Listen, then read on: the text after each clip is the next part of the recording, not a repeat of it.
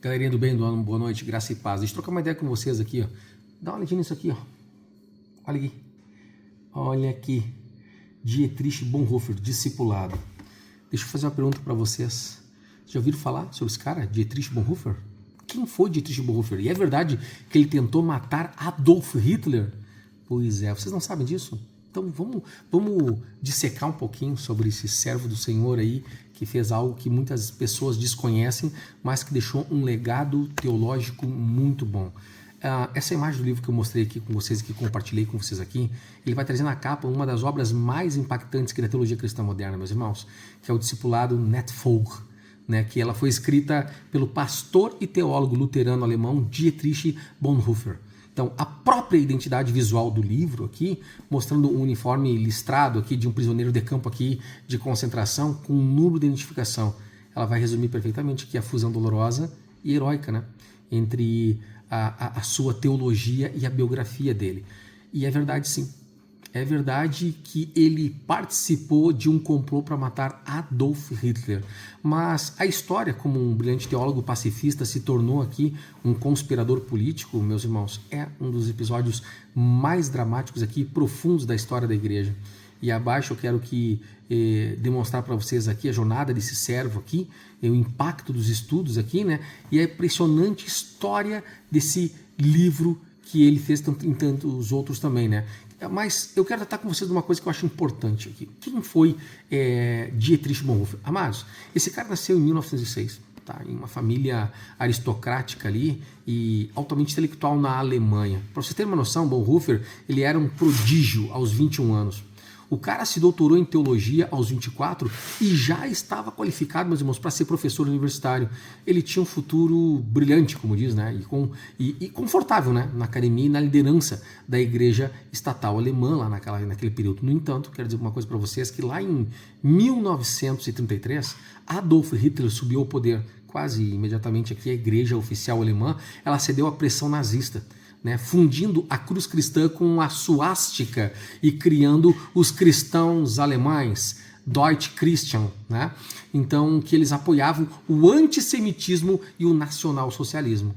Para vocês terem uma noção, Dietrich, ele se recusou a se curvar. Ele foi um dos fundadores da Igreja Confessante, né, que era um movimento ali de resistência que declarava que Jesus Cristo, né, e não o Führer, né, era o único senhor da igreja. Então ele passou a liderar um seminário clandestino em Finkenwald, né, treinando ali jovens pastores, né, à margem da lei nazista.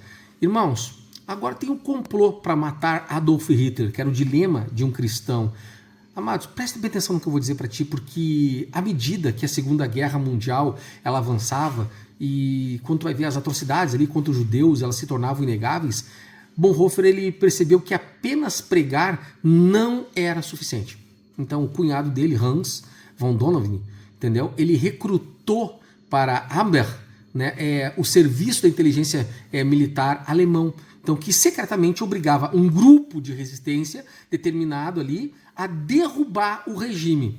Bonhoeffer ele se tornou aqui um agente duplo. Então, ele usou as conexões deles, que eram conexões ecumênicas, né, internacionais lá, e ele viajava para o exterior fingindo espionar para a Alemanha. Mas, na verdade, Bonhoeffer ele passava informações aos aliados. Ele tentava costurar ali um acordo de paz ali por pós-guerra, entende? Então, eventualmente, para você ter noção, o grupo do qual ele fazia parte se envolveu na Operação Valkyria. Lembra do filme Operação Valkyria com Tom Cruise? Pois é, o famoso atentado liderado por Klaus von Stauffenberg, em 20 de julho de 1944, que tentou explodir uma bomba na sala de reuniões de Hitler.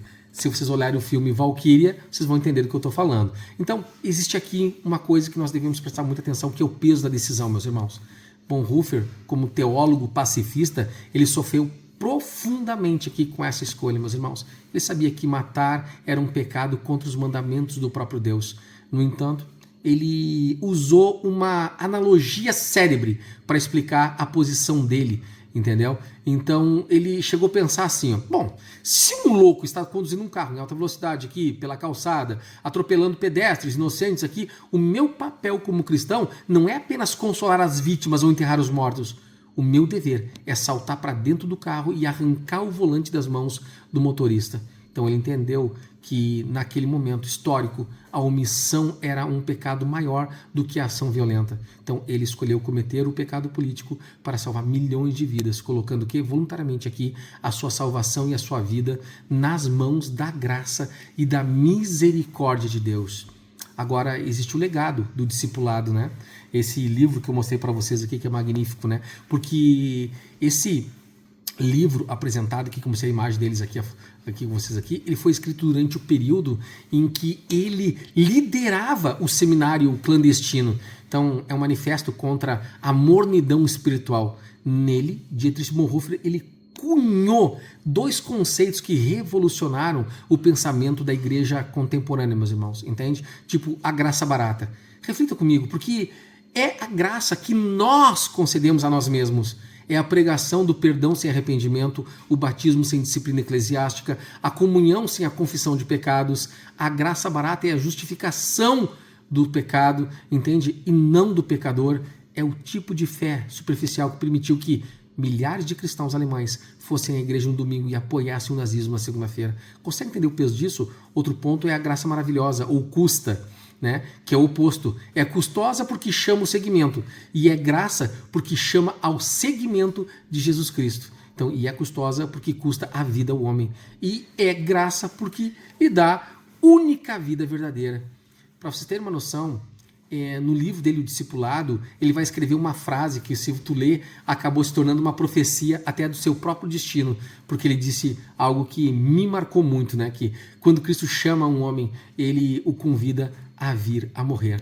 Porque é verdade, né? Porque a Bíblia mesmo diz, né? Para que outros possam viver, é necessário morrer, né? Então, como a igreja se beneficiou dos seus estudos, do conhecimento dele? Amados, a servidão e o sacrifício de Bonhoeffer, eles deixaram uma herança inestimável para o corpo de Cristo global, até os dias de hoje. Para quem não conhece, eu estou falando aqui, procurem depois sobre Dietrich Bonhoeffer.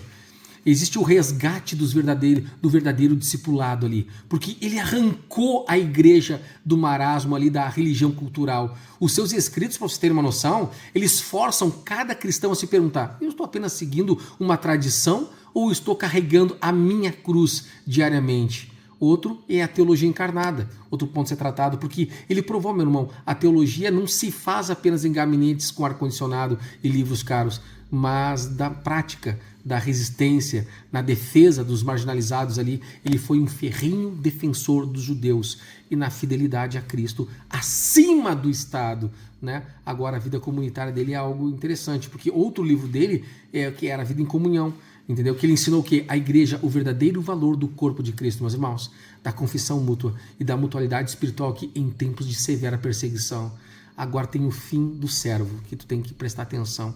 Porque, amados, em abril de 1943, Bonhoeffer ele foi preso após a descoberta de documentos que o ligavam, né, ao resgate financeiro de judeus enviados à Suíça, e ele passou 2 anos na prisão de Tegel, né, e posteriormente ali em campos de concentração, onde ele continua aqui exercendo o pastoreio secretamente entre os prisioneiros, né, e até convertendo alguns guardas, né, através do testemunho da paz. Então, com o fracasso definitivo ali do atentado de julho de 1944, o diário do chefe da resistência ele foi descoberto, entende? Ali, revelando ali a extensão exata ali da participação de Bonhoeffer no complô contra o ditador. Por ordem direta de Adolf Hitler, no amanhecer do dia 9 de abril de 1945, né, apenas algumas semanas antes do fim da guerra e do suicídio do próprio Hitler, Dietrich Bonhoeffer foi levado ao pátio do campo de concentração de Flossenburg, entendeu? E ele foi despido e executado na força. Agora, amados, o médico do campo que testemunhou seus últimos momentos, ele escreveu anos mais tarde, né? Uma coisa que muda muito quando a gente lê a obra, né? Ele fala que através da porta entreaberta eu vi o pastor Bonhoeffer. Antes de tirar as suas roupas de prisioneiro, de joelho no chão, rezando fervorosamente a Deus, fiquei profundamente tocado pela forma como esse homem extraordinariamente amável rezava, tão focado e feliz por saber que Deus o ouvia.